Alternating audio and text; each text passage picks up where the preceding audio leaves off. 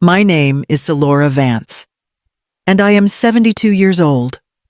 I have spent my life designing homes that made other people feel safe.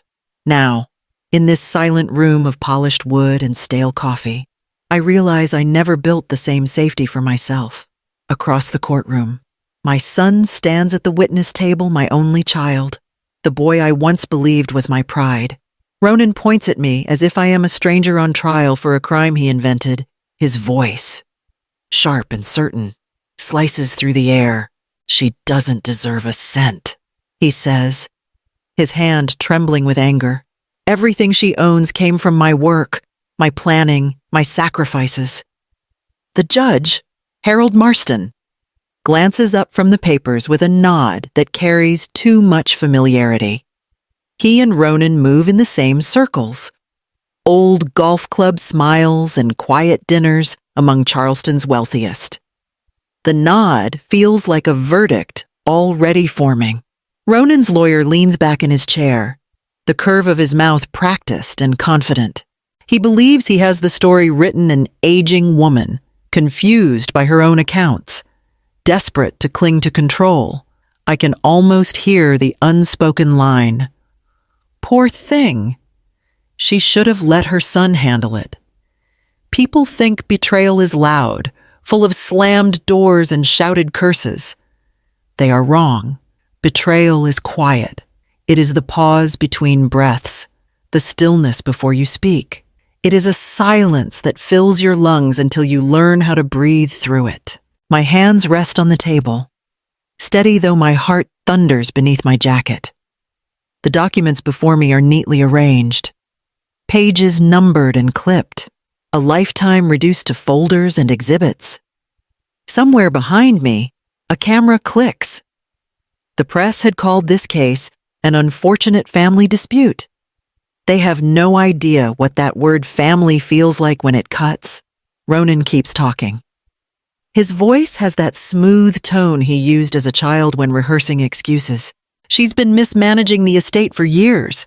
I had to intervene before everything collapsed." He sounds almost noble, as if betrayal were a duty. The judge leans forward. "Mrs. Vance, do you wish to respond?" I lift my eyes to my son. He looks just as he did at 8 years old when he broke a neighbor's window, terrified, then defensive, certain someone else would pay for the damage. I remember the small tremor in his lip that meant he knew he'd gone too far. "It's there again." My voice is calm when I answer, though my throat burns. "Yes, Your Honor," I say. "I do." The courtroom stills. The air feels heavy enough to hold in my hands. For months, I have waited for this moment, counting each heartbeat toward it. The words are ready, simple and clean, sharpened by every night I spent alone preparing. That day, I begin. Rising from my chair, I lost my son, but I kept my name. And with that, the story that brought me here begins. A year earlier, I stood in my Atlanta living room surrounded by half-packed boxes and the faint smell of dust. My husband, Eldon, had been gone for 6 months. His clothes still hung in the closet, pressed and waiting for someone who would never come home. The silence had grown heavy enough to push me toward a decision I would move closer to Ronan. He called every few days then, his voice bright, practical. "Charleston's better for you, Mom," he said. "You'll be near me, near everything you need. I'll help you sort the legal stuff. It's too much for one person." He was right about one thing: it was too much. The estate documents, the insurance, the small design business Eldon and I had built over decades. I didn't understand half of what the attorneys said anymore. My handwriting had grown smaller on each check I signed. So when Ronan offered help, I clung to it. He found a small colonial house not far from the river, shaded by oak trees and close enough for him to drop by. He brought in a moving company and stood beside me as I watched strangers carry away my furniture. "You won't lift a finger," he said, his tone both caring and firm. "That's my job now." The first evening in Charleston, he arrived with his wife, Mara, carrying groceries and a bottle of white wine. Mara's voice was soft but precise, her smile cautious. She looked around my half-unpacked kitchen and said, "You're so organized. I wish I had your discipline." I liked her immediately. She had the kind of calm that quieted a room. As we cooked, she told me about her job at a local gallery and her worry about Ronan working too much. "He takes on too much pressure," she said, lowering her voice. "But he wants to make you proud." Ronan smiled, rinsing dishes at the sink. "I just don't want her buried under paperwork again," he said. "After Dad passed, it's only right I step in." I felt my throat tighten, not from doubt, but from gratitude. "Your father trusted you," I said quietly. "He would be glad you're helping me now." He reached across the counter, squeezing my hand. "We're family. We take care of each other." That night, after they left, I sat at the table with a single lamp glowing and the scent of rosemary still in the air.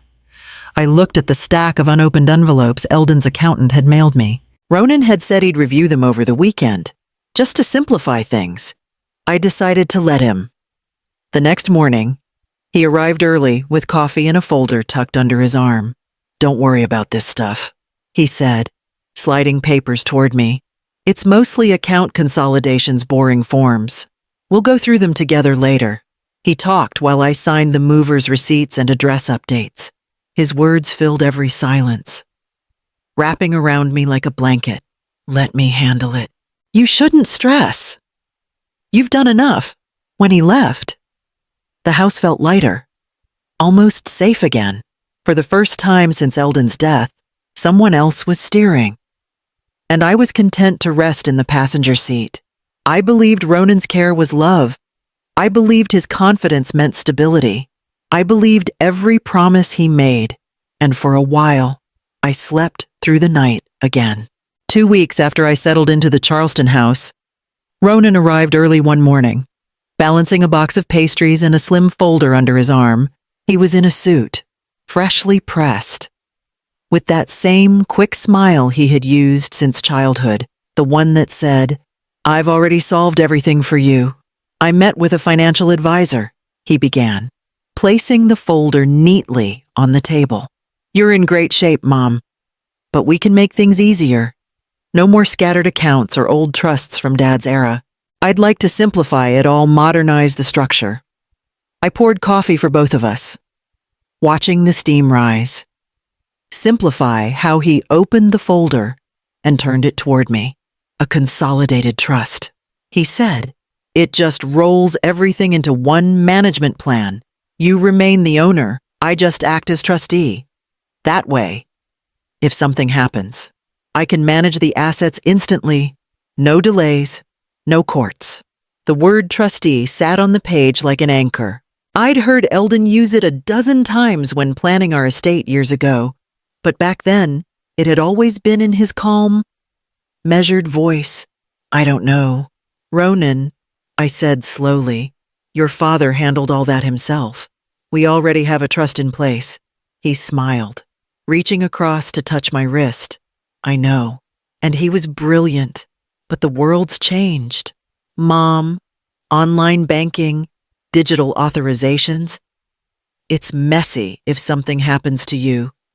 His tone softened. "Let me make it clean. You deserve that peace." Mara appeared at the doorway then, carrying a small vase of gardenias. "Ronan told me about the trust idea," she said brightly. "I think it's so thoughtful. You've worked your whole life. It's beautiful that he wants to protect what you built." Her words made me blush. "Protect," I repeated. "That's a lovely way to put it." Ronan took a pastry, his confidence quiet but firm. "You always taught me preparation is respect," he said. "This is me respecting you. Think of it as legacy management." Legacy management. The phrase sounded polished, safe, like something Eldon might have said. I looked at the paper's columns of print, signatures required at the bottom of several pages. My glasses slipped down my nose. Ronan leaned closer. "I'll go through it, line by line," he said, his tone patient, like a teacher reassuring a nervous student. Nothing changes your ownership. It just centralizes control in case you're ever unable to handle things yourself. His phrasing made sense. It was practical. Loving, even.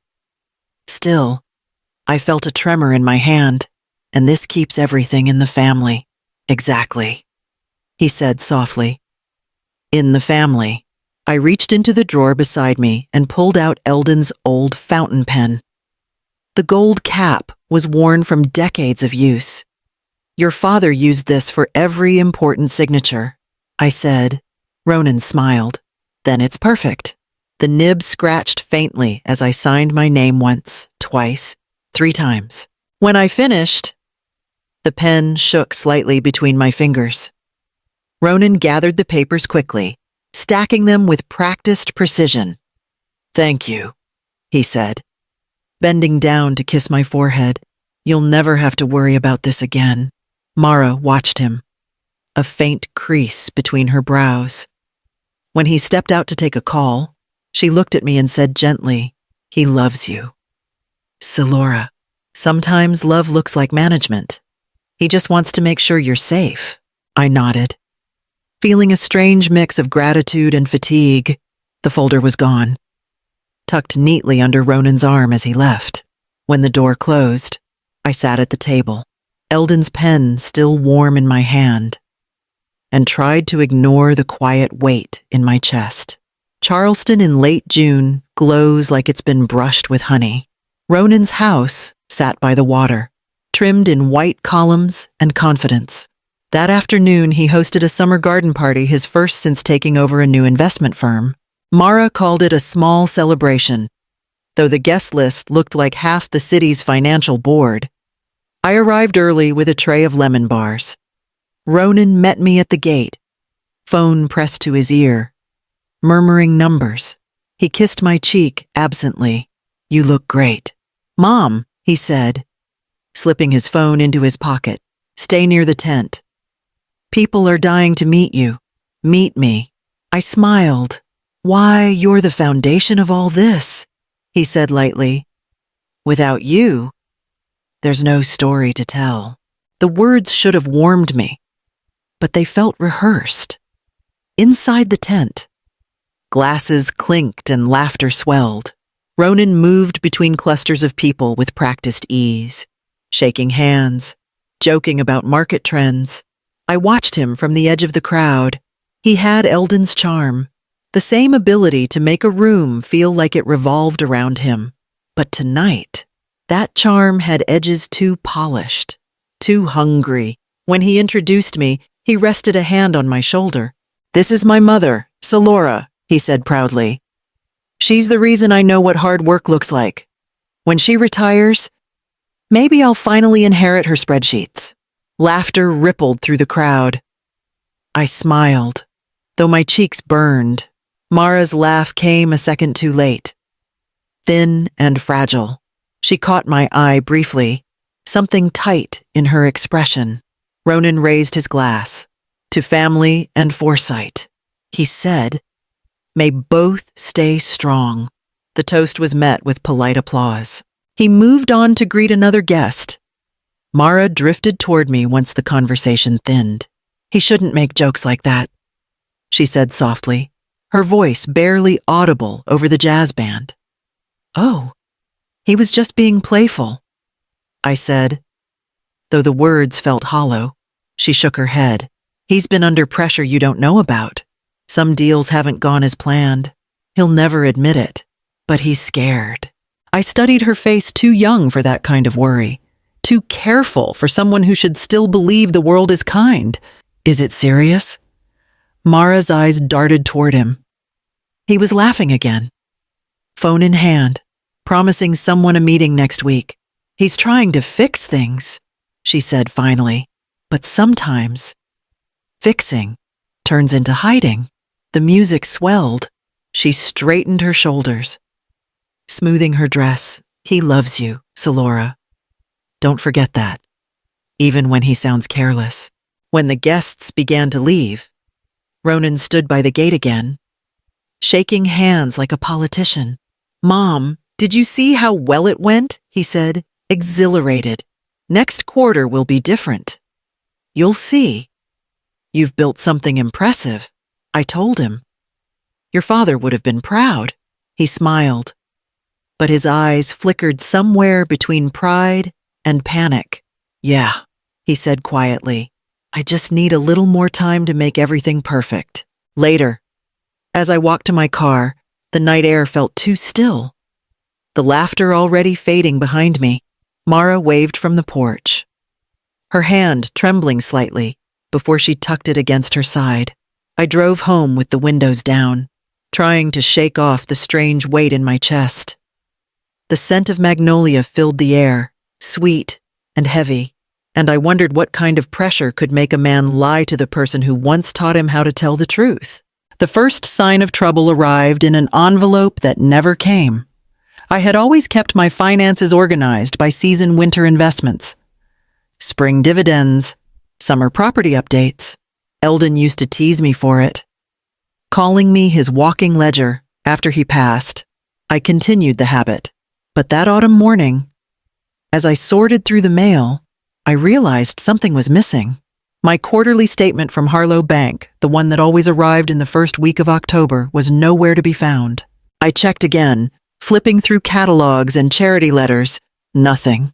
By afternoon, I called the bank. A polite woman answered, her voice brisk but kind. "Mrs. Vance, according to our records, your mailing preferences were updated 2 months ago. Statements are now being delivered to your registered trustee." What I asked? She paused, as if scanning the file again. "Your trustee, ma'am. Mr. Ronan Vance.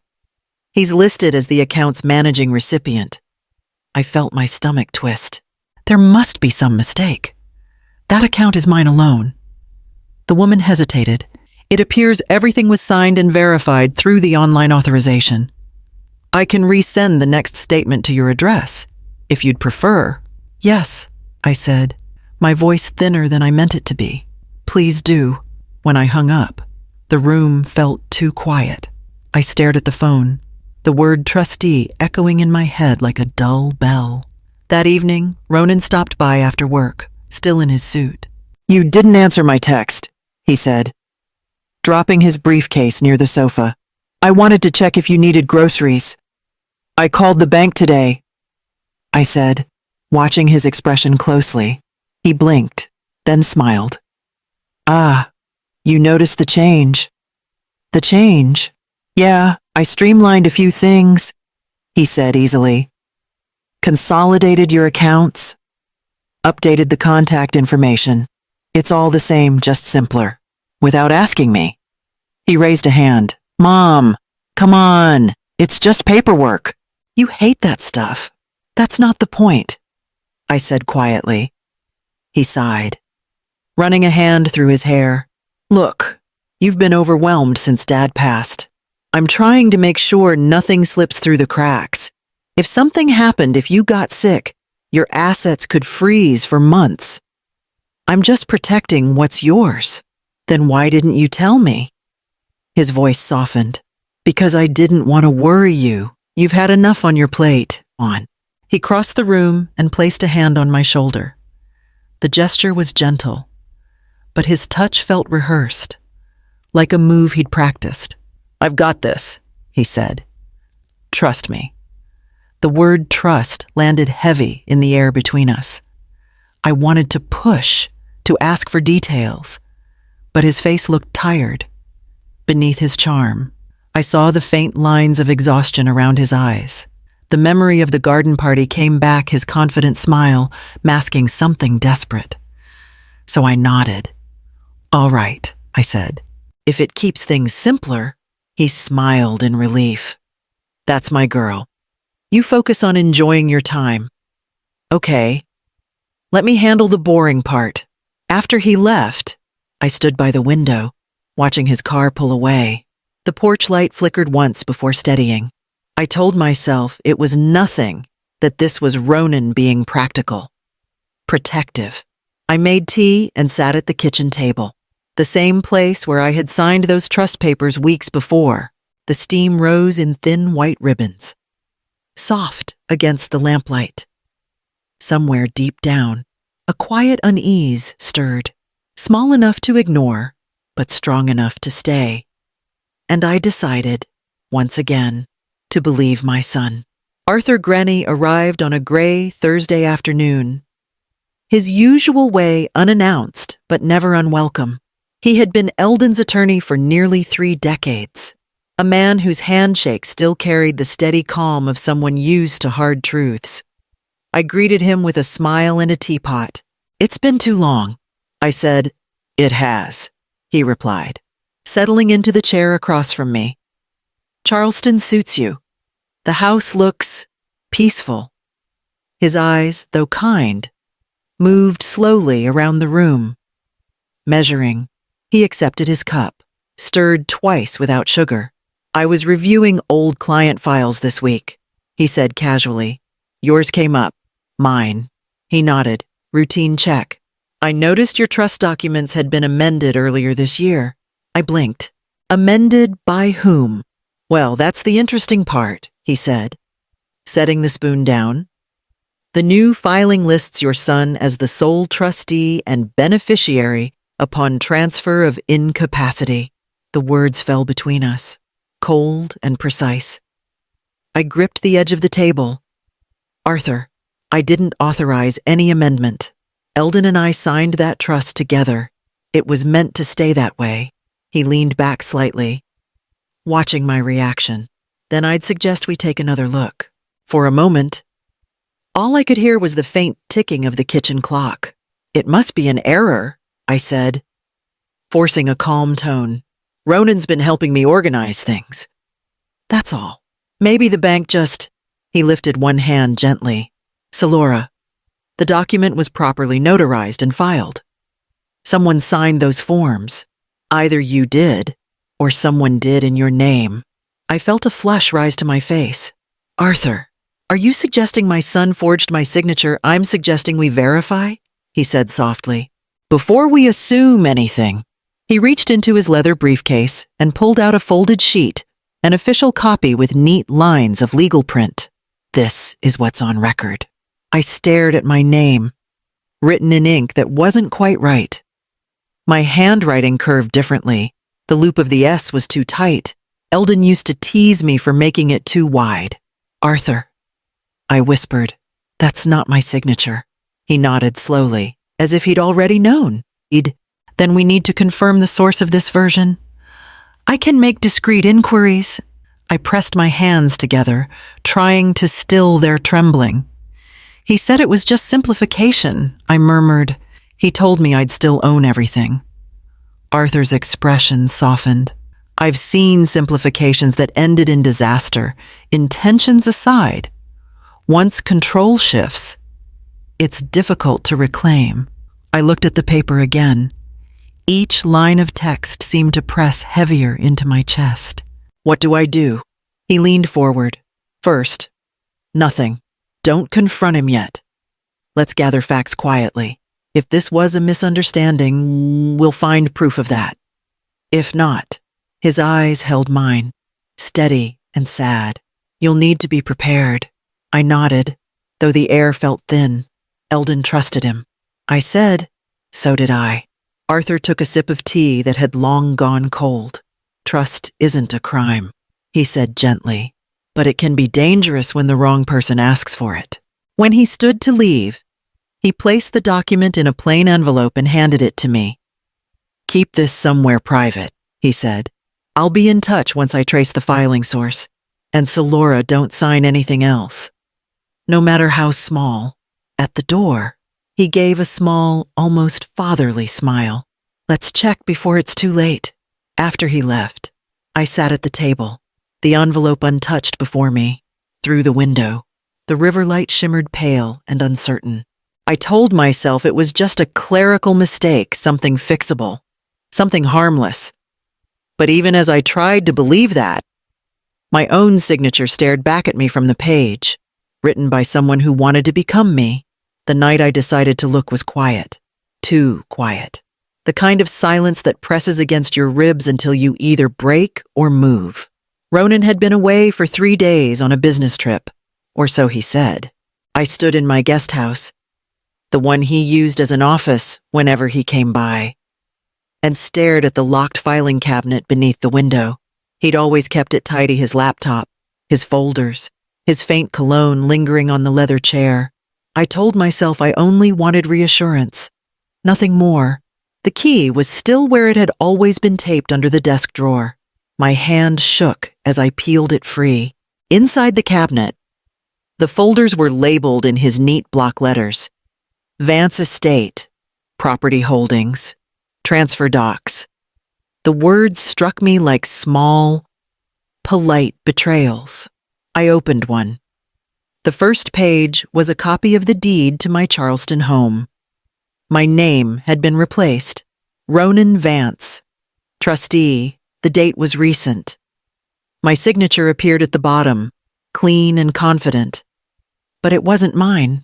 I touched the ink with my fingertips. Eldon's old fountain pen had a particular glide to it. The forged line was heavier, clumsy in its imitation. Another folder contained bank records, transactions moving small amounts, $5,000 here, $10,000 there to accounts I didn't recognize. The names were shells, all tied to his business address. My throat tightened as the truth began to take shape. Quiet and merciless. He had planned this, carefully, lovingly. Even, I sank into his chair, the papers trembling in my lap. My chest felt hollow, as if someone had reached inside and emptied me out. For a long moment, I couldn't breathe. The sound of crickets outside blurred into a hum. Then, through the fog of disbelief, an image came to me, Ronan, at 8 years old. Standing in our old Atlanta studio, a paintbrush too big for his hand. He'd been helping me paint a client's nursery wall, a soft sky of pale blue. His hair was sticking to his forehead, and he had looked up at me, grinning.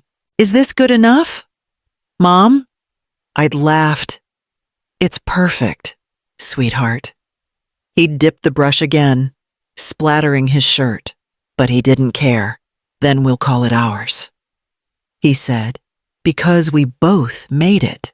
I remembered the smell of paint, the echo of his laughter, the way I'd thought that moment would last forever. Now, sitting in the dim light of his adult deceit, I looked at the same careful handwriting that once scrawled birthday cards and thank you notes. The boy who wanted to share everything had become the man who wanted to own it all. I pressed the papers into a neat stack. Even as my vision blurred, my tears came slowly, soundless, slipping down my face like they'd been waiting their turn. I didn't sob. It was quieter than that, and unraveling more than a cry. When I finally stood, I gathered the folders, replaced them exactly as I'd found them, and locked the cabinet again. My reflection in the window looked older than it had that morning.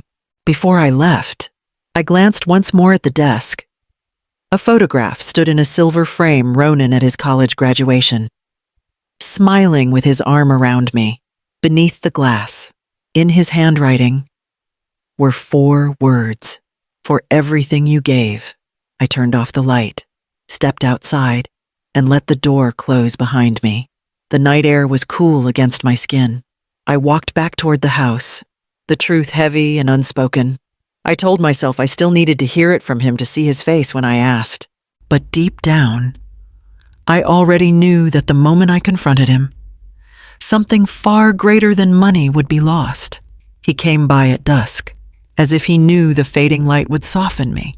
I heard his car before I saw it, the sound of gravel under tires pulling me from the kitchen window. The folders I had found sat hidden in the sideboard drawer, heavy with truth I still didn't want to hold. "Mom," his voice carried from the porch. "You home?" I opened the door. "Come in," I said quietly. He stepped inside, unbothered, sleeves rolled up, smile easy. "You look tired. Everything okay?" I studied him for a moment before answering. "I went through your office," The smile faltered. My office, the guest house. I said, I found documents transfers, property titles, bank records, all with my name signed in ink that isn't mine. He froze, then gave a short, hollow laugh. You went through my things. I went through what was supposed to be ours, I said. The silence stretched. He rubbed the back of his neck, eyes shifting. You're misunderstanding. Mom, those are standard documents. Legal safety nets. Safety nets, I repeated. For who? For both of us. He said quickly. I'm protecting what's ours from your confusion. My confusion. He sighed, as though speaking to a child. You've been under a lot of stress since Dad died. You mix things up. The bank told me you called them last month confused about your own accounts. That's not confusion. Ronan, that's me realizing someone changed them without my permission. He took a step closer. Listen to yourself. You're letting your grief turn into paranoia. The word hit me like a slap. Paranoia. He spread his hands. You're making this into something ugly when it's not. I did this to protect you, one day. You might not be able to handle these details, and I need authority to step in. That's what a son does. What a son does. I echoed. A son asks. He doesn't steal his mother's signature. Stop saying steal, he snapped. You're twisting everything. You should be thanking me for caring enough to handle it. Mara appeared in the hallway, her hair damp from a shower, worry written across her face. What's happening? Ronan turned sharply. Nothing. Go back upstairs. She hesitated. It doesn't sound like nothing. I looked at her. He forged my name on property documents. Mara. Her eyes widened. Ronan, please tell me that isn't true. He clenched his jaw. I told you both it's legal structure. She's overreacting. Mara's voice trembled. Then show her the truth. If it's innocent, prove it. He turned on her, his tone rising. Don't start. Mara, you don't know how this works. I know deception when I hear it, she said softly. For a moment, he looked between us, the two women who had once believed him unquestioningly, and his face hardened. I'm done with this, he said, grabbing his keys. If you want to make me out to be the villain, go ahead. But don't come crying when the bank freezes your assets. Ronan, I said quietly, look at me. He paused at the doorway. What I trusted you. I said, that's all I ever did, and you turned it into permission. He opened his mouth, but no words came. Then he left, door slamming hard enough to rattle the windows. Mara sank into a chair, her hands trembling. I'm so sorry, Silora. I didn't know he'd... It's not your fault, I said. He made his choices. Outside, his car engine roared, then faded into the night. I stood at the window until the taillights disappeared, my reflection caught in the glass beside the darkness. For the first time, I understood the truth Arthur had hinted at. This wasn't a misunderstanding or a phase. The battle had left the safety of home, and the world was about to watch. Arthur Gren arrived the next morning with someone new, a young woman with alert eyes and a folder clutched against her chest. This is Laurel Dune, he said. She's been helping me with case audits. Knows her way around digital filings better than anyone I know. Laurel offered a small smile. It's an honor to meet you. Mrs. Vance. I've read through what Mr. Gren mentioned. If we can access the electronic records of your accounts, we might trace how the documents were uploaded and when. I gestured toward the dining table. Already cleared, except for a stack of files. Everything I found is here. We spread the folders out. Page by page property deeds, trust amendments, copies of my signature. The air in the room felt taut, as though the paper itself could snap under its own weight. Arthur put on his glasses, scanning the first deed. Each of these bears your name, but they were notarized remotely. The timestamps should reveal who logged them. Laurel opened her laptop, fingers moving with sharp precision. The metadata will tell us more. See this line? It's a document ID linked to a private server. I can trace the device address. She paused, her expression tightening. Every upload came from the same IP location Ronan's firm. Arthur exhaled. That's confirmation. I stared at the glowing screen. The numbers swimming before me. He didn't even try to hide it. I murmured. That's how confidence looks, Arthur said quietly. When someone believes no one will check. We spent the afternoon creating an archive scanning, labeling, marking each document with dates. I made coffee twice, forgetting to drink mine both times. The rhythmic whir of the scanner filled the silence, steady and relentless. Laurel spoke softly as she organized the files into color-coded envelopes. My grandmother went through something like this. She said her nephew took over her pension after she had a stroke, signed everything while she was in rehab. By the time we realized, the money was gone. I looked at her. What happened? She never got it back, Laurel said, her voice steady but distant. But I promised her I'd make sure it never happened to another woman who trusted her own blood. Her words stayed in the air, heavy and familiar. I reached out, touching her wrist lightly. Then you're keeping that promise tonight. Arthur glanced up from the files. We'll need affidavits, bank confirmations, and a certified copy of every forged page. Once we have enough, we can petition the court to freeze any further transfers. Will that stop him? I asked. It will slow him, he said. Stopping him will take more than paper. It'll take endurance. Laurel nodded. Sliding the last folder into a box, we'll document everything. Every email, every login, every message. The truth always leaves a trail. When they left, the house was quiet again. The table bare except for one labeled envelope, Exhibit A. I pressed my hand over it. The paper cool against my palm. My son's name sat printed across nearly every page. I wasn't afraid anymore, just tired and awake in a new way. Outside, the wind stirred the oak leaves, whispering through the stillness. The question that lingered wasn't whether I could prove him wrong, but whether truth alone could still outweigh the power of charm. The letter came on a Friday morning, delivered by hand instead of mail. The man who brought it wore a dark suit and an apology in his eyes. Mrs. Vance, he asked, you've been served. The envelope was thick, stamped in red. My name sat beside Ronan's on the header, separated by the word plaintiff. I didn't open it right away. I set it on the counter, next to the teapot, as if it were something that could cool with time.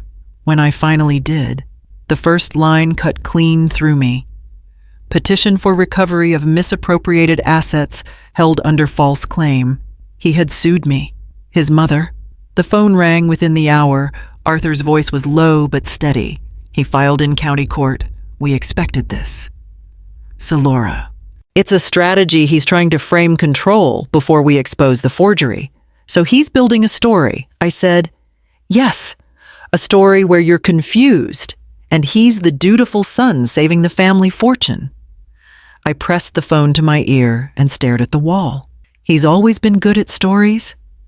By the end of the day, the news had spread. Charleston's circles are small, especially among old families with long memories.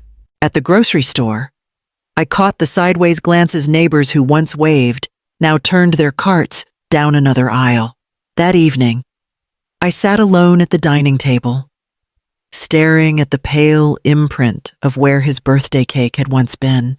Mara called briefly. Her voice was soft, hesitant. He didn't tell me until today, she said. I tried to talk him out of it. So Laura, I swear, it's not your fault. I said, it's his choice.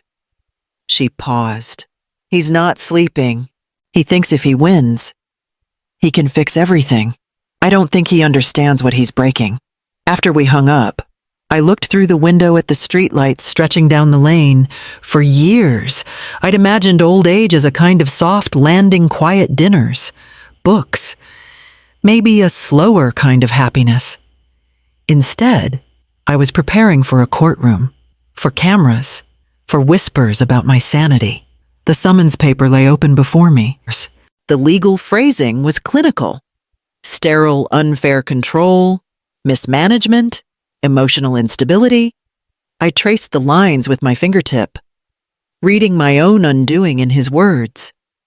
But beneath the hurt, something else stirred clarity. This was no longer about accounts or property. It was about the person I had raised, the one I still loved more than I could bear. If he wanted a war built on lies, I would fight him with the only thing that mattered: truth. When Arthur called again that night, I was ready. "Tell Laurel to prepare the affidavits," I said. "Every document, every timestamp, every login. We'll bring it all." He hesitated. "You sound calm." "I am," I said quietly, for the first time in months. Outside, the crickets had gone silent. The house felt both empty and strong, like it had chosen a side. I folded the summons and placed it back in the envelope. The paper didn't feel heavy anymore, just final. The next morning, I would step into a fight I never wanted, but I already knew who I was, and I knew who I wasn't. Love had raised the sword, but now, love would have to watch me draw my own. The first day of court began with a whisper that followed me all the way to my seat. Cameras waited outside, their flashes scattering against the marble steps like small explosions. I kept my head high, even as I felt the weight of every curious eye. Inside, the courtroom smelled faintly of dust and polish, familiar. It reminded me of my father's study when I was a girl, quiet, expectant, full of rules I didn't write but still had to follow. When the bailiff called our names, Ronan entered first. His suit was sharp, his posture perfect, his confidence rehearsed. He looked more like a man posing for a business magazine than a son preparing to strip his mother of her fortune. "Mr. Vance," the judge said warmly as he took his seat. "Good to see you again. It's been a while." Ronan smiled. "Thank you. Your Honor, it's good to be here." I knew the name on the placard before I even sat down, Judge Harold Marston. I'd seen him once before, years ago. Shaking Ronan's hand at a charity gala, the same familiar tilt of the head, the same laugh. The air around them felt too easy. When I took my place at the defendant's table beside Arthur and Laurel, I saw the flicker of discomfort in the judge's eyes when he looked at me. He masked it quickly, but it was there.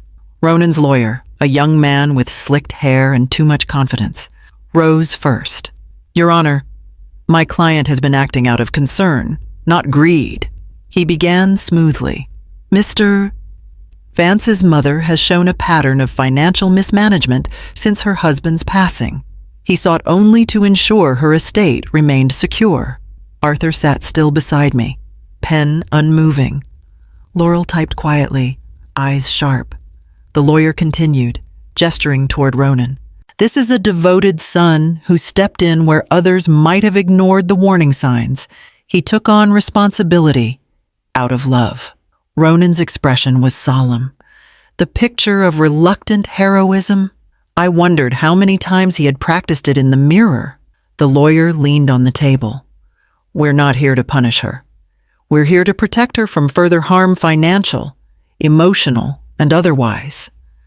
The judge nodded slowly, as though the performance had already convinced him. Arthur rose next, calm and deliberate. "Your Honor, the narrative you've just heard is tidy, but untrue. My client has managed her own affairs for decades. The only instability here is the one created by Mr. Vance's actions." Marston's brow lifted. "Alleged actions. Mr. Granny?" Arthur inclined his head. "Of course. Alleged." For now, a ripple of tension moved through the room. I felt it crawl up my arms. Ronan's lawyer smirked. "Mrs. Vance, would you care to speak for yourself? Arthur looked at me. Only if you're ready, he murmured. I stood. My legs steady despite the tremor in my hands. There's not much to say. I began. I built what I have with my husband. Every design, every account, every property.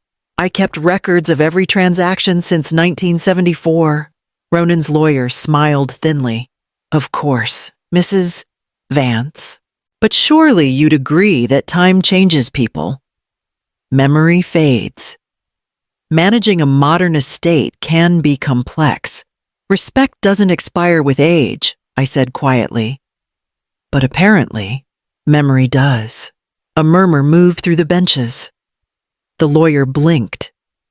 Recovering his composure, Mrs. Vance, the judge interrupted, his tone gentle but firm. Let's keep to the facts. I nodded. The fact is, Your Honor, I trusted my son. I signed papers he placed in front of me. I believed he was helping. And now I'm sitting here defending myself against him. Ronan shifted in his chair for the first time. His jaw tightened. The judge cleared his throat. We'll review the evidence as it comes. Arthur whispered, That's all for now. I sat back down, my pulse loud in my ears. The session adjourned briefly. Ronan glanced at me as he stood, his eyes cool, practiced. I recognized the look. It was the same one he used as a boy when he'd broken something precious and pretended it wasn't his fault. Laurel leaned closer. He's winning the room, she said softly. Let him, I replied. Charm fades when the truth shows its face, but as the gavel echoed, I couldn't help noticing how easily the judge smiled at him again, how quickly everyone believed the story of a son trying to save his mother from herself. Outside, I could hear the hum of reporters gathering. Arthur touched my hand, steady as stone. The fight had begun, and dignity would have to stand where fairness might not. The night before the final hearing, sleep would not come. The house was too still, too alert, like it was listening with me.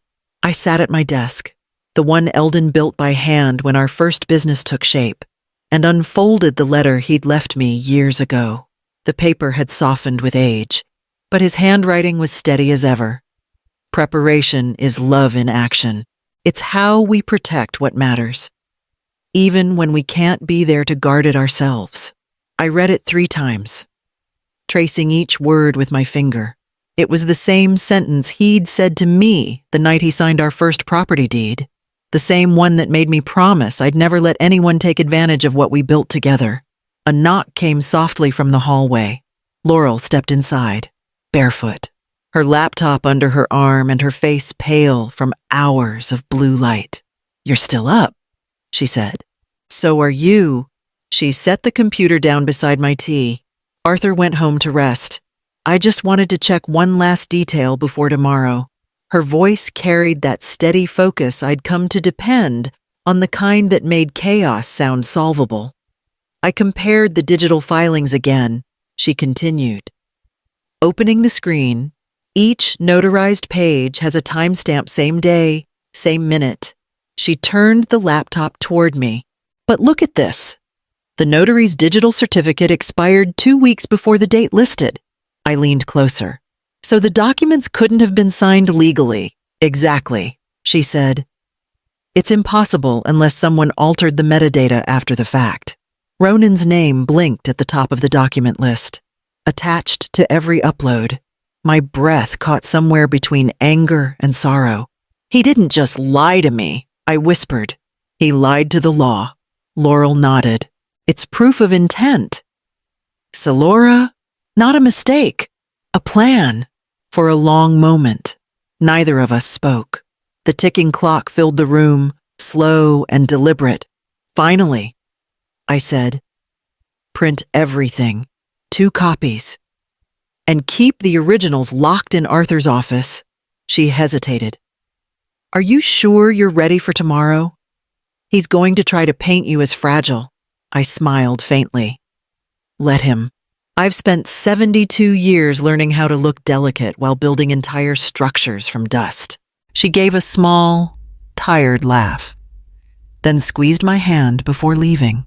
When the door closed, I sat back and let the quiet return. The house carried memories like a pulse, the sound of Eldon humming while he drafted plans, the echo of Ronan's laughter running down the hallway as a child. I wanted to hate him now, but the memory wouldn't let me. Love doesn't vanish.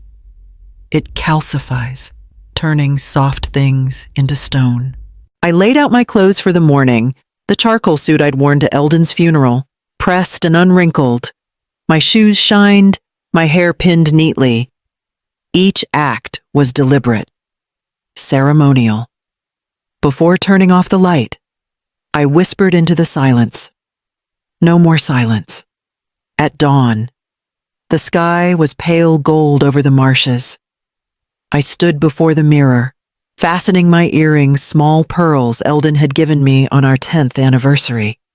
They caught the light and steadied my reflection. Laurel arrived at 7 sharp, her eyes rimmed with fatigue but shining with purpose. She handed me a folder. Here it is, all the timestamps, notarizations, and digital logs. I took it, feeling the weight like a vow. Thank you, Laurel. You've given me more than evidence. You've given me ground to stand on. Outside, the car waited to take us to court. I looked once more at Eldon's letter before locking the door behind me. Preparation, he had written, is love in action. And this, I thought, was my final act of love for the truth, for him, and maybe, somewhere deep beneath the wreckage, for the boy who once painted a blue sky beside me. The second hearing drew a larger crowd. The air inside the courtroom was charged, whispering like static before a storm. I could feel Ronan's gaze on me even before I sat down. He looked impeccable, new suit, fresh haircut, the confidence of a man certain of victory. His lawyer, the young one with the slicked hair and hollow charm, smiled as I took my seat beside Arthur and Laurel. Ready for another round, Mrs. Vance, he said lightly, as though we were about to share coffee instead of a trial. Arthur didn't respond. Laurel's hand brushed mine under the table. Steady, silent reassurance. When the session began, the judge's tone was polite, almost casual. Mr. Vance, your counsel may proceed. Ronan's lawyer rose, voice smooth as varnish. Your Honor, we continue to see evidence that Mrs. Vance's recollection is inconsistent with verified documentation. My client, acting purely from duty, only sought to prevent financial collapse resulting from his mother's, well, fragility. He turned slightly toward me, lips curling into a sympathetic smile. Aging can bring confusion. Your Honor, my client's mother is admirable, resilient even, but she admits to signing forms she does not remember. That is not deceit. That is the tragedy of time. The words rippled through the courtroom like quiet poison. I watched the judge nod slowly, the way people do when they hear something that fits their comfort more than their conscience. Laurel's jaw tightened. Arthur leaned toward me. Wait, he whispered. Not yet. The lawyer continued, growing bolder. We are not here to diminish Mrs. Vance. We are here to protect her estate from her own lapses. Her son has only ever wanted stability. Ronan's eyes met mine. He wore a mask of concern so perfect, I almost admired it. Arthur stood then, his voice cool. Your Honor, before this performance continues, I'd like to address the evidence. The lawyer raised a hand. Evidence, Mr. Grenell, is only meaningful when it's reliable. Forged recollections are not admissible in court. Laurel looked at me, her eyes asking permission. I gave a slight nod. I rose slowly, palms flat on the table. Your Honor, I said. The judge glanced up, surprised. Mrs. Vance. I straightened my back. feeling every year of my life but none of its weakness. May I say something? The lawyer chuckled under his breath. Of course. We all want to hear from the woman of the hour. I looked at him once, then turned to the judge. I'm not here to argue about age or memory, I said. I'm here to speak about proof. The lawyer opened his mouth again, but I lifted my hand. Just 5 words. Your Honor. The room quieted. Even Ronan leaned forward slightly, uncertain. Check who signed the deeds. The silence that followed was sharp enough to cut through the air. Laurel stood, sliding a folder toward the clerk. Your Honor, these are the notarized originals of the property deeds in question, she said. They include embedded metadata showing the signature was uploaded and filed from Mr. Vance's office server. The notary's license expired 2 weeks before the alleged date of signing. Here are the audit logs and verification reports. The judge's brow furrowed as he flipped through the papers. Is this accurate? Arthur stepped forward. Each document has been verified by an independent examiner. The digital timestamps are irrefutable. The lawyer's smirk faltered. This is a fabrication. Objection overruled, the judge said sharply. Still reading. Laurel continued, her voice steady. In addition, there is an audio recording of Mr. Vance discussing his intention to transfer ownership without consent. The file was retrieved from his firm's voicemail system. The courtroom murmured. Ronan's lawyer went pale, then flushed crimson. Your Honor, this is absurd. The judge lifted his hand. Quiet. Laurel pressed play. Ronan's voice filled the room, low and confident. Recorded weeks earlier, once everything's under my name. She won't have a choice.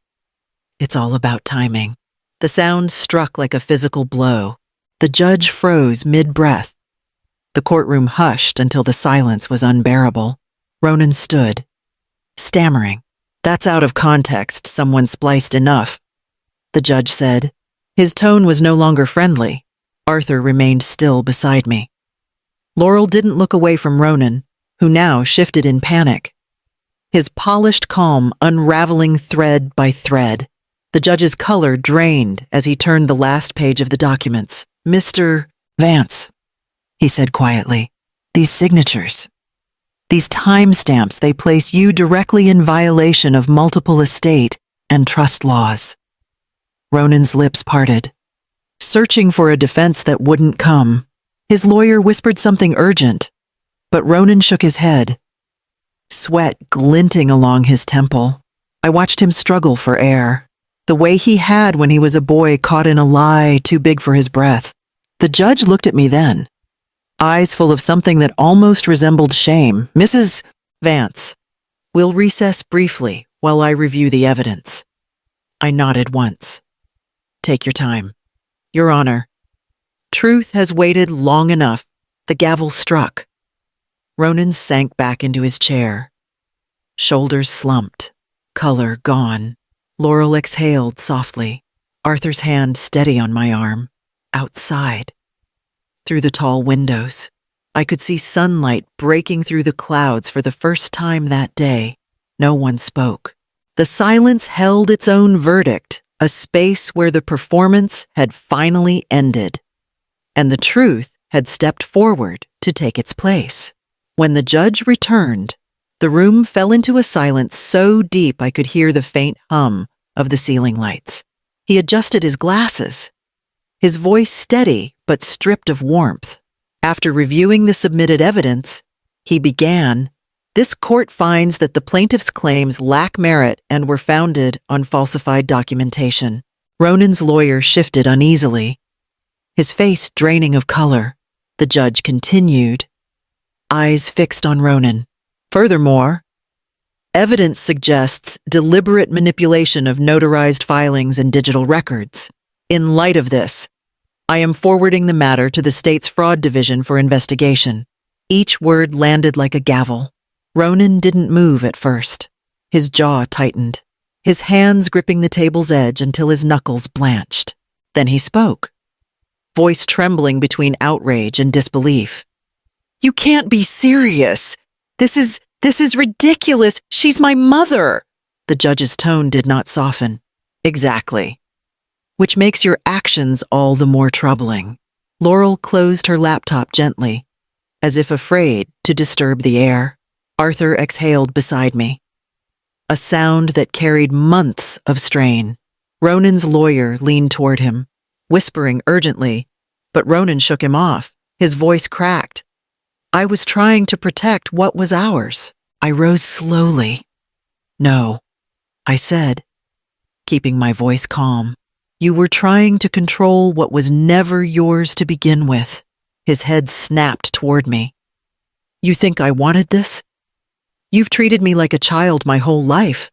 I just wanted to prove I could handle it. The words might have hurt once, but standing there, I felt only the hollow echo of something long gone. You could have handled it, Ronan. I said, if you'd asked instead of taken. He looked at me like a drowning man searching for a rope that wasn't there. The judge cleared his throat. Mr. Vance, I suggest you speak carefully. You are now under formal investigation. Mara, who had been sitting quietly behind him, stood suddenly. Her eyes were red, her voice thin. You forged your mother's signature. Ronan, tell me it's not true. He turned to her, words fumbling. Mara, please, She stepped back. You told me this was just a misunderstanding. You said she was confused. Ronan reached for her hand, but she withdrew it like it burned. I was trying to fix it. He muttered, for us. Tears welled in her eyes. You destroyed what little we had left. She looked toward me. Mrs. Vance, I am so sorry. I shook my head gently. You owe me no apology. Mara gathered her bag, her movements trembling but deliberate. I can't do this anymore, she whispered. Then she walked out, the courtroom doors closing softly behind her. The judge tapped his pen once before speaking.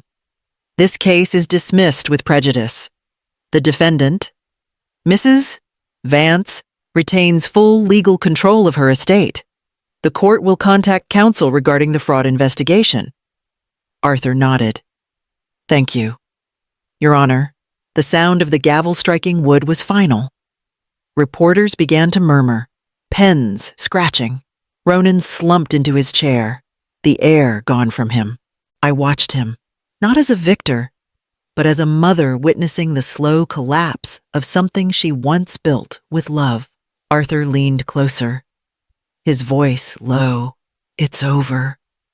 But it didn't feel like over. It felt like the moment after a storm, when the wind stops but the air still tastes of rain. Ronan lifted his head, eyes red, voice raw. Mom, he started. I waited, but the rest never came.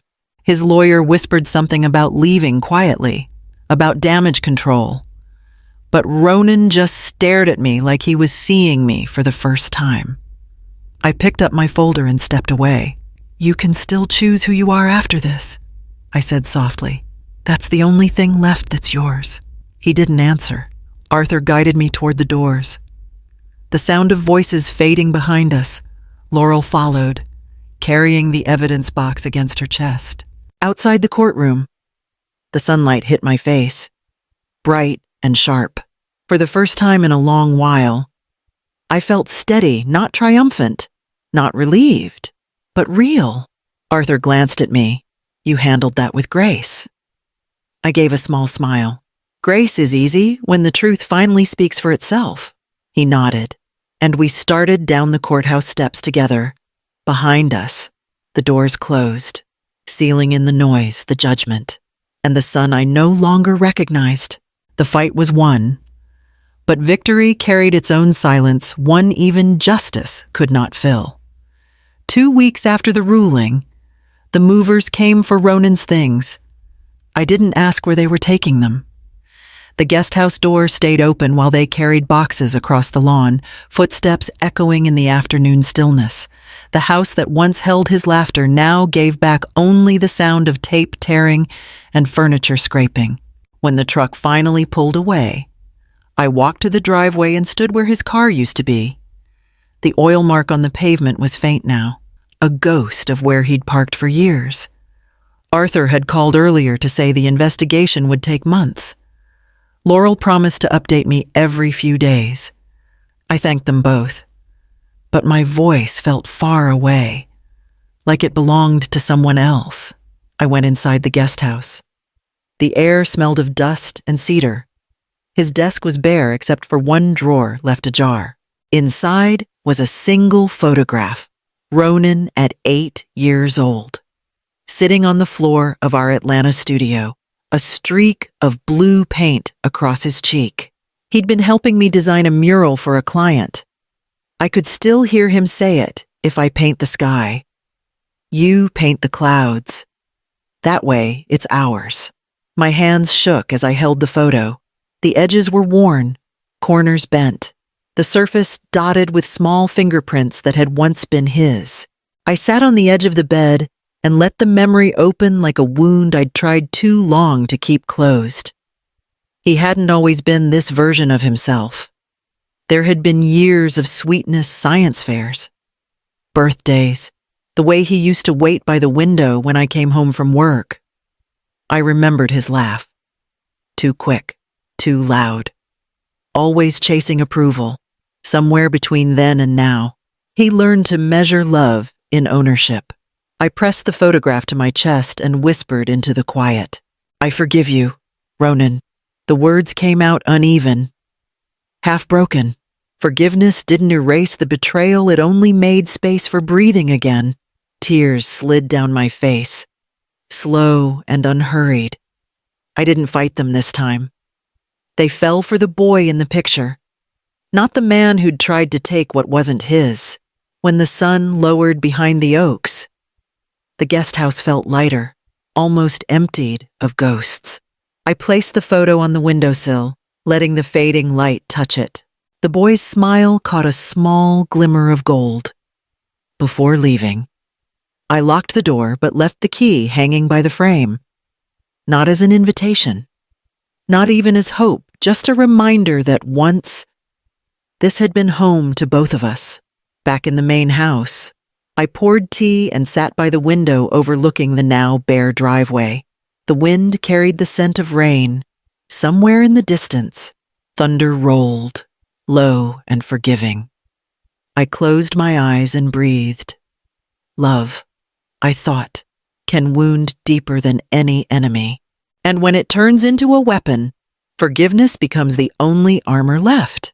1 year later, the house felt full again. Not with family, but with peace, the quieter kind that doesn't need explaining. It was my 73rd birthday. The table was set for 3. Laurel had brought flowers. Wild ones, she said she found near the river. Arthur Gren arrived precisely on time, carrying a small envelope sealed with blue wax.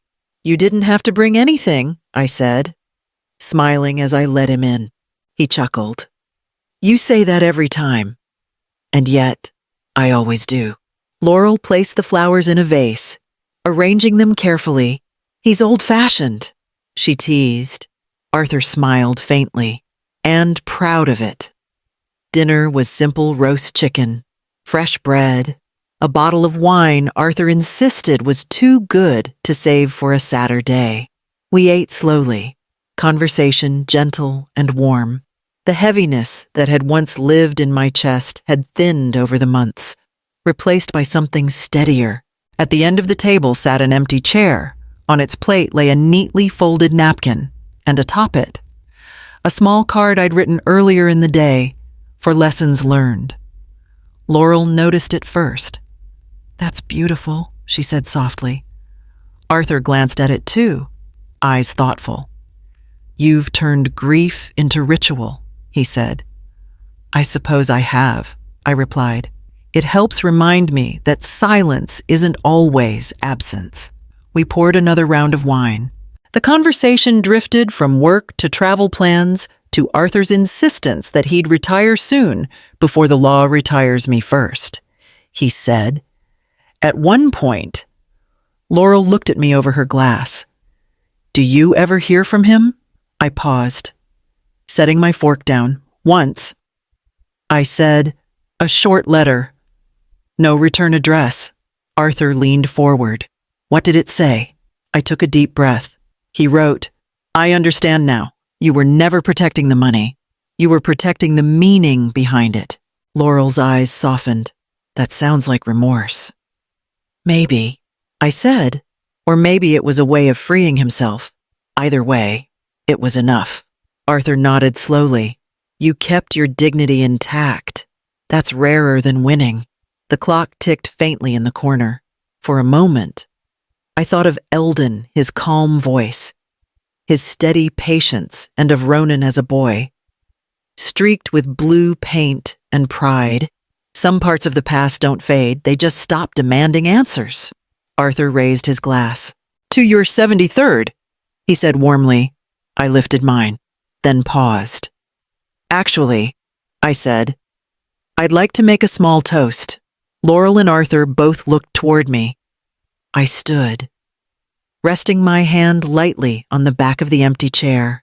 "Respect doesn't expire with age," I said. "It deepens for those who earn it, and for those who lose it well. Sometimes that loss is the lesson itself." The room stayed quiet for a breath. Then Arthur nodded, his eyes glinting. "To respect," he said. "To respect," Laurel echoed. We clinked glasses, the sound soft and clear. After dinner, they helped me clear the table. Laurel packed away leftovers, while Arthur folded the napkin from the empty seat. "Should I put this away too?" he asked. "No," I said gently. "Leave it there." When they left, the night was still and cool. I walked them to the porch, hugging each goodbye. "Take care of yourself," Arthur said, "and don't let the past knock twice." "I won't," I promised.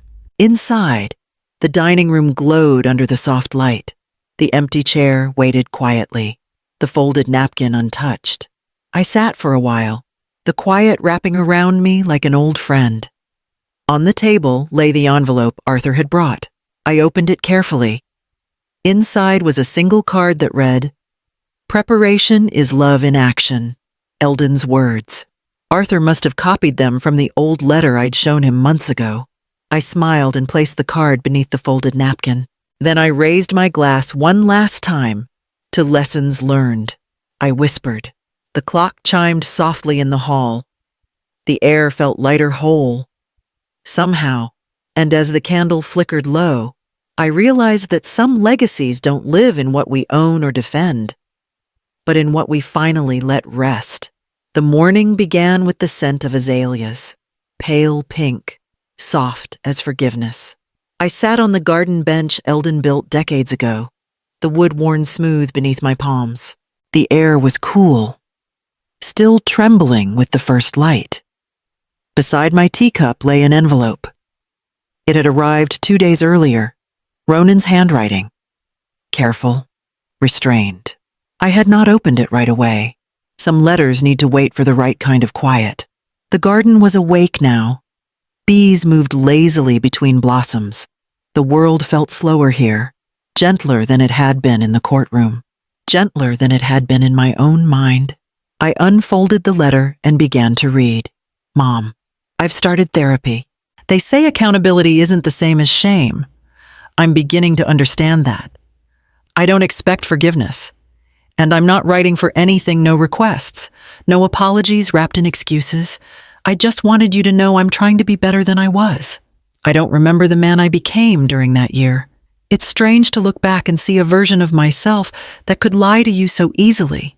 You didn't deserve that. You never did. Never. I'm working with a counselor who told me to write letters I don't need answered, but I hope you'll read this one anyway. You taught me that responsibility is respect in motion. I think I'm finally starting to understand what that means. I'm renting a small apartment outside Savannah. There's a park nearby, and sometimes I walk there in the evenings. There's a mural by the playground, blue sky and white clouds.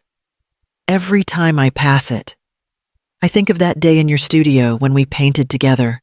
I was 8, and you told me the sky was too bright. I said it needed to be ours. I think I'm finally ready to make things mine again. The right way. You don't have to write back. Just know I remember who you were when I forgot myself. Ronan. I folded the letter carefully and set it on my lap.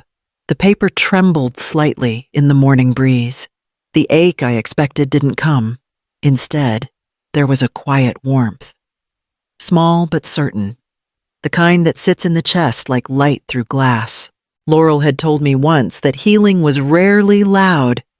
It's more like a tide, she said. You don't notice it's come in until your feet are already in the water. I smiled faintly, tracing the edges of Ronan's handwriting. Perhaps we're both learning. I said aloud. The sun climbed higher, turning the garden gold. Dew glittered along the azalea petals like they'd been dusted with mercy. I took one last sip of tea. Its warmth grounding, steady. Then I slipped Ronan's letter into the small wooden box where I kept Eldon's notes, the box labeled for what remains. As I stood to go inside, a light wind passed through the trees, carrying the soft rustle of leaves and something else, a stillness that no longer hurt. For years, I had feared the loss of everything: my marriage, my work, my son. But in the end, I had kept the only thing that truly belonged to me. I looked toward the horizon, where sunlight spilled over the garden fence and into the open air. I kept my name, I whispered, and that was enough.